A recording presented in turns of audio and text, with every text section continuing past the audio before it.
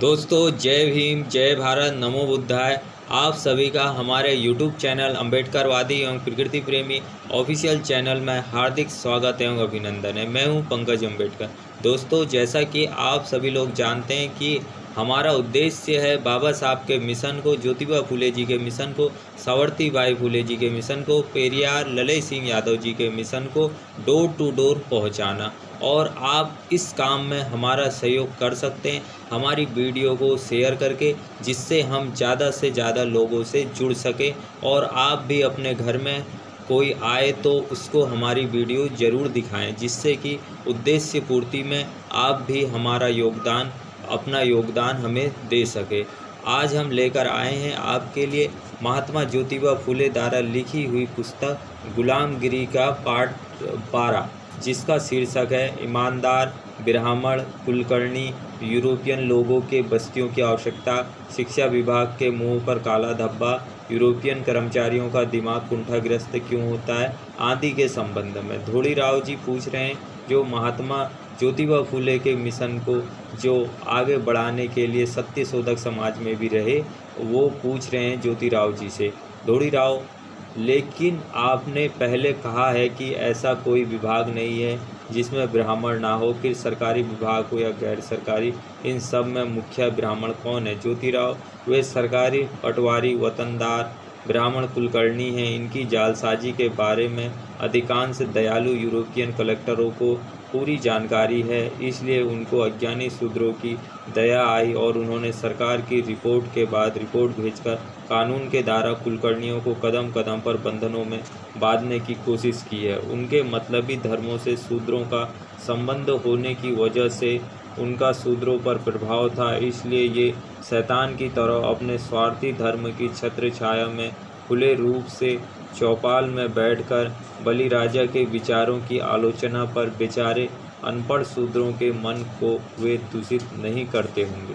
अगर ऐसा ना कहें तो शूद्रों को बिल्कुल ही ना लिखना आता और न पढ़ना, फिर वे किस कारण से उनके मतों से इतनी नफरत करने लगे हैं? इसके बारे में यदि तुमको कुछ अन्य कारण मालूम हो तो मुझे समझा दीजिए। इतना ही नहीं तो वे लोग मौका देखकर चौपाल में चावड़ी बैठकर सरकारी कानून के किसी जरूरी कानून को लेकर उस पर कई तरह के कुतर्क देते होंगे और फिर शूद्रों ने सरकार से नफरत करना चाहिए इसलिए उनको पाठ पढ़ाते होंगे। उसका एक शब्द भी अपने सजग सरकार के कान पर डालने के लिए शूद्र लोग कांपते नहीं होंगे, क्योंकि सभी ऊपरी दफ्तरों के ब्राह्मण कर्मचारी एक ही जाति वाले हैं। इसलिए अब भी अपनी सरकार ने होश संभालना चाहिए। सबसे पहले हर अंग्रेज या स्कॉच सज्जन को एक गांव में करीबन उपदेशक का काम सौंप देना चाहिए। उन्होंने केवल उस गांव की सही हकीकत के बारे में साल में एक रिपोर्ट सरकार को भेज देनी चाहिए। यदि इसके अनुकूल कानून बनवाकर बंदोबस्त किया गया तो आगे किसी समय नाना पेशवा जैसे ब्राह्मणों को ना कभी विद्रोह करने की बात ध्यान में आएगी। उसने किसी पीर या किसी शिवलिंग की यात्रा आयोजित कर उसमें मीठा भोजन खिलाने की बजाय गांव-गांव में रोटियां पहुंचाकर वह प्रसाद अनपढ़ शूद्रों को खिलाकर सरकार के विरुद्ध विद्रोह करने का विचार किया, तब इन पटवारी वतनदार कुलकर्णियों की एकता बिल्कुल किसी काम नहीं आएगी। इस तरह किए बगैर शूद्रों के पांव धरती पर नहीं टिके रहेंगे। इतना ही नहीं, जब यूरोपियन उपदेशक सभी शूद्रों को सही ज्ञान देंगे और इनकी आंखें खोल देंगे, तब ये लोग इन ग्राम राक्षसों के नज़दीक भी खड़े नहीं रहेंगे। दूसरी बात यह है कि सरकार ने अपने ग्राम कर्मचारी, नौकर, पटेल, चौधरी से लेकर कुलकर्णियों के काम की परीक्षा लेनी चाहिए और इस तरह के महत्वपूर्ण कामों को एक ही जाति के या विशिष्ट जाति के लोगों के हाथ में नहीं सौंपना चाहिए। इसका परिणाम यह होगा कि फौज की तरह इस काम में कुछ विशेष अधिकार की बात पैदा नहीं होगी, बल्कि उसका पूरी तरह से बंदोबस्त हो जाएगा और सभी लोगों के में पढ़ने लिखने की इच्छा अपने आप पैदा होगी। यदि आवश्यकता हो तो हमारी दयालु सरकार ने शिक्षा विभाग का फिजूल खर्च एकदम बंद कर देना चाहिए और यह सारा पैसा कलेक्टर के खाते में जमा कर देना चाहिए। फिर हर एक यूरोपियन कलेक्टर की ओर से जारविस साहब की तरह किसी भी प्रकार का पक्षपात न करते हुए सभी जाति के होशियार छात्रों में से कुछ छात्रों का चुनाव करके उनको केवल रूखा सूखा खाना और सामान्य कपड़ों की व्यवस्था करके उनके लिए हर एक कलेक्टर के बंगले के करीब पाठशाला चलानी चाहिए। उन छात्रों को पटेल, कुलकर्णी तथा अंतोजी, पटवारी, पुलिस, पटेल, ग्राम सेवक आदि के काम की ट्रेनिंग देकर फिर परीक्षा लेकर उनको काम सौंप देना चाहिए। इसका परिणाम यह होगा कि ब्राह्मण कुलकर्णियों की एकता के लिए ये लोग बदनाम नाना पेशवा जैसे काम नहीं आएंगे, बल्कि जो लोग अज्ञानी शूद्रों को फंसाकर उनके खेत वतन हड़पते होंगे और उन लोगों से हर तरह के झगड़े फसाद करवाते होंगे, उनको वैसा करने के लिए वक्त नहीं मिलेगा। आज तक शिक्षा विभाग के माध्यम से लाखों रुपये खर्च हुआ है, फिर भी उससे शूद्र समाज की संख्या की तुलना में उनमें विद्वानों की संख्या नहीं बढ़ सकी है। इतना ही नहीं तो महार, मातंग और चमार आदि जातियों में से एक भी पढ़ा लिखा नहीं मिलेगा। अरे रे, अपनी सरकार के इतने विशाल शिक्षा विभाग के गोरे चेहरे पर इन काले मुंह वाले ब्राह्मण पंडितों ने इतना बड़ा काला दाग लगाया है। यह कड़वे करेले हमारी सरकार ने घी में तलकर शक्कर में घोलकर पकाए, फिर भी उन्होंने अपना जाति स्वभाव छोड़ा नहीं और अंत में वे कड़वे करेले की तरह कड़वे ही रहेंगे। दौड़ीराव, आपका कहना सही है, लेकिन ये कुलकर्णी अनपढ़ शूद्रों की भूमि वतन को किस प्रकार का फांस डालकर हड़पते होंगे। ज्योतिराव, जिन शूद्रों को पढ़ना लिखना बिल्कुल ही नहीं आता, ऐसे अनपढ़ शूद्रों को ये कुलकर्णी खोजते रहते हैं और फिर स्वयं उनके साहूकार होकर वे उनसे गिरवी खाता लिखवा लेते हैं। उस समय वे अपनी जाति के अर्जन विष से मेल मिलाप करके उनमें एक इस तरह की शर्त लिखवा देते हैं जो उन शूद्र किसानों के खिलाफ हो और इस कुलकर्णी साहूकार के फायदे ही हो। फिर जो शर्तें लिखी जाती है उनको ना पढ़ते हुए दूसरी ही बात पढ़कर सुनाई जाती है। फिर उस कागज़ पर उनके हाथ के अंगूठे के निशान लगाकर अपना बही खाता पूरा कर लेते हैं। फिर कुछ दिनों के बाद जालसाजी से उन शूद्रों की जमीन जायदाद लिखी गई शर्तों के अनुसार हड़पते होंगे। यानी धोड़ीराव, आपका कहना बिल्कुल सही है, ये लोग जाति से ही कलम कसाई हैं, लेकिन ये लोग अनपढ़ शूद्रों में किस प्रकार के झगड़े पैदा करते होंगे।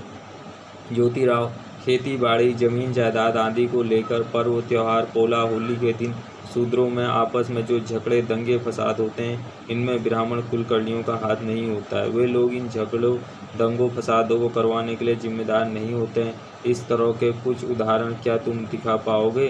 ज्योतिराव, धोड़ीराव, बात को मैं इनकार नहीं कर सकता, लेकिन शूद्रों में आपस में इस तरह के झगड़े फसाद करवाकर इन ब्राह्मण कुलकर्णी आदि कलम कसाइयों को क्या मिलता हो। ज्योतिराव, अरे अब कई खानदानी अनपढ़ शूद्रों के मन ही मन देश की अग्नि में जलकर आपस में इन एक दूसरे से लड़ते होंगे, तब अंदर ही अंदर से इन कलम कसाइयों सहित अन्य ब्राह्मण कर्मचारियों के घर इस आग में जलकर क्यों नष्ट नहीं हुए होंगे।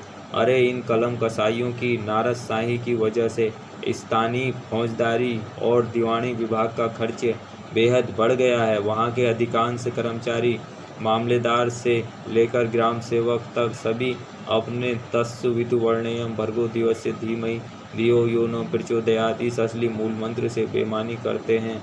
उसके संबंध में उन्होंने चिरी मिरी देव इस यवनी विदेशी गायत्री का उपदेश न पवित्र पुरोहित मुल्लाओं से लेने की वजह से ब्राह्मण वकीलों की दलाली काफ़ी बढ़ गई है। फिर यह बताओ कि ये बड़े बड़े कोर्ट कचहरियों में बैठकर जोर जोर से हंसी के फव्वारे छोड़ते हुए घूमते हैं या नहीं।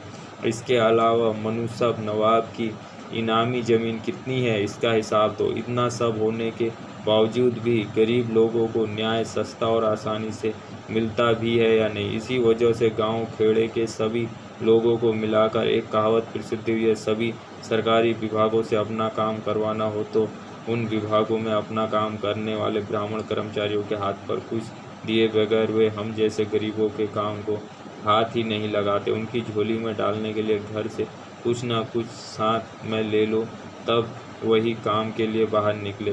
दौड़ीराव, यदि ऐसा होता तो गांव खेड़ों के तमाम शूद्र लोगों ने यूरोपियन कलेक्टरों से अकेले में उनको अपनी शिकायतें क्यों नहीं बताना चाहिए। ज्योतिराव, अरे जिनको बेर की गांठ किधर होती है यह मालूम नहीं है। ऐसे डरपोक लोगों को महान कर्मचारियों के सामने खड़े होने की हिम्मत कैसे होगी, और ये लोग अपनी शिकायतें सही ढंग से उनके सामने कैसे क्या बता पाएंगे। ऐसी हालात में किसी लंगोट बहादुर ने बड़ी हिम्मत से किसी बुटलेर की मदद से यूरोपियन कलेक्टर को अकेले में मिलकर और उनके सामने खड़े होकर यह कहा कि ब्राह्मण कर्मचारियों के सामने हमारी कोई सुनवाई नहीं होती है। यदि इतने 4 शब्द कहने की इन कमल कसाईयों को भनक लग गई तब मान लो हो गया इनका काम तमाम। फिर समझ लेना चाहिए कि उस अभागे आदमी के नसीब ही फूट गए, क्योंकि वे लोग कलेक्टर की कचहरी में अपनी जाति के ब्राह्मण कर्मचारी से लेकर रेवेन्यू या जज तक सभी अंदर ही अंदर उस यवनी गायत्री की वर्दी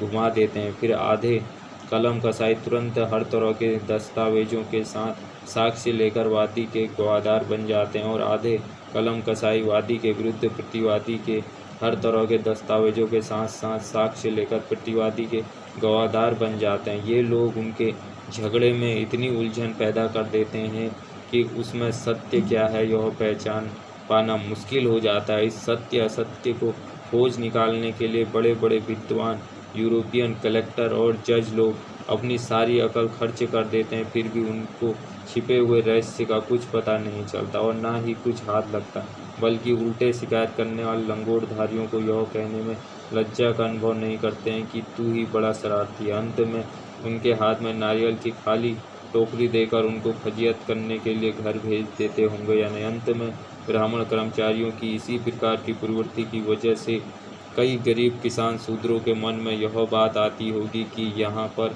हमारी किसी शिकायत पर कोई सुनवाई नहीं होती, इसलिए बड़ी मजबूरी में आकर उन्होंने खुदकुशी की होगी या नहीं।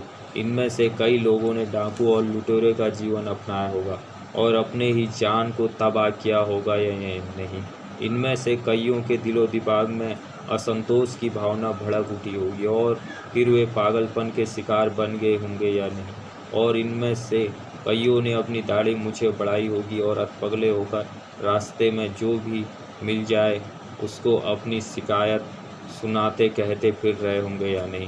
दोस्तों, इस पुस्तक में महात्मा ज्योतिबा फुले ने बताया है कि कैसे मनुवादियों ने कलम कसाई बनकर बहुजन समाज के ऊपर अत्याचार किया और अन्याय किया और भोले भाले बहुजन समाज के लोगों की ज़मीनों को मक्कारी से हड़पा और बहुजन समाज को ज़मीन जायदाद से भी पैदल कर दिया और अपना अंग्रेज़ों से मिल गए। और जब बहुजन समाज के लोग अपनी शिकायत लेकर अंग्रेज़ों के पास जाते थे तो उनकी जाने की हिम्मत ही नहीं होती थी, और ये लोग जो है वकील भी यही होते थे और जज भी यही होते थे और कर्मचारी पटवारी वगैरह भी यही होते थे। ये इन्होंने वैसे भी बहुजन समाज को लूटा और कलम कसाई बनकर भी बहुजन समाज को लूटा और उनकी ज़मीन जायदादें ठग से और अनेक षड्यंत्रों से हड़प ली। दोस्तों, वीडियो को ज़्यादा से ज़्यादा शेयर कर दें और बहुजन समाज से हमारी रिक्वेस्ट है कि इन मनुवादियों के धर्म को छोड़कर अपने घर वापसी करें। इनकी वजह से ही आज देश अंधकार और पाखंड में डूब गया है और देश पूरी तरीके से बर्बाद हो गया है। आज भी कई लोग 2 वक्त की रोटी के लिए भी परेशान हैं और उसका कारण ये मनुवादी ही हैं, जिनके वजह से आज भी देश में गरीबी भुखमरी के जैसे हालात हैं। जय भीम, जय भारत, नमो बुद्धाय।